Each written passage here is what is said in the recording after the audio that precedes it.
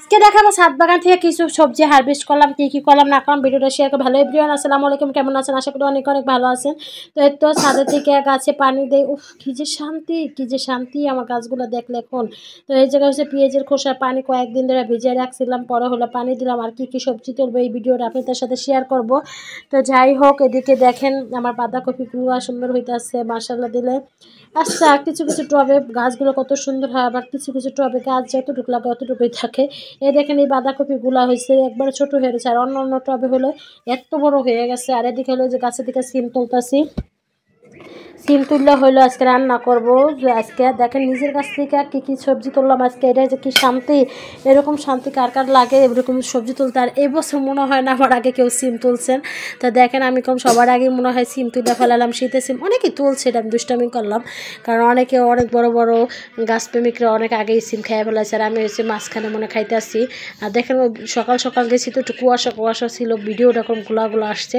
আর মার্শাল্লাহ দিলে কত সুন্দর সিম তুলতেছিলাম, কি যে একটা আনন্দ লাগতেছিল, এত আনন্দ লাগতেছিল মানে একবার বলার বাহিরে। মানে আমার কাছে বেশ সুন্দর মজা লাগতেছিল যে এত আনন্দ কেন সিম তোলার লেগে, এত শান্তি কেন, মানে একবার মনটা ফ্রেশ হয়ে গেছে সিম তুলতে তুলতে।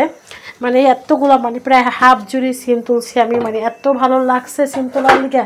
মানে একবার কি বলবো আপনাদের কাছে, এত ভালো লাগছে আমার কাছে সিমগুলা মানে তোলার লেগে। তো যাই হোক, এদিকে হলো সিমগুলো আমি তুলতে তুলতে দেখেন কতগুলো সিম আনাচে কানাচে চিপা গলিত হয়ে রয়েছে।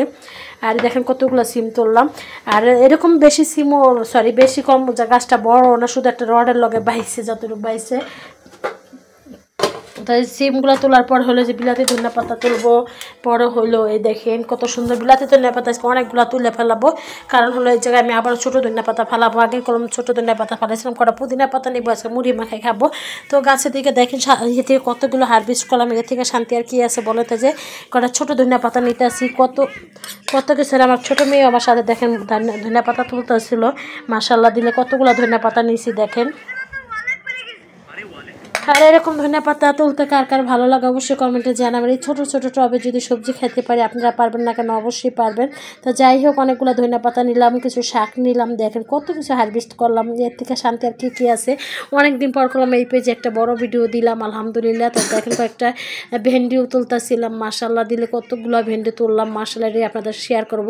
তো দেখেন আস্তে আস্তে ধনিয়া পাতা নিলাম, 2 রকমের ধনিয়া পাতা নিলাম, সিম নিলাম, বিলাতি ধনিয়া পাতা নিলাম।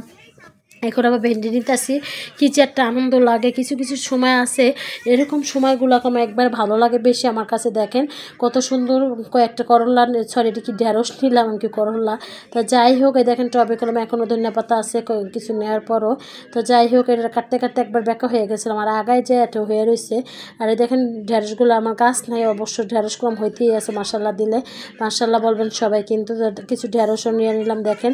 তো দেখেন কত কিছু হারভেস্ট করলাম দেখেন ছাদ বাগান থেকে, মাশাআল্লাহ বলেন সবাই। সবাই ভালো থাকবেন, সুস্থ থাকবেন, আল্লাহ হাফেজ।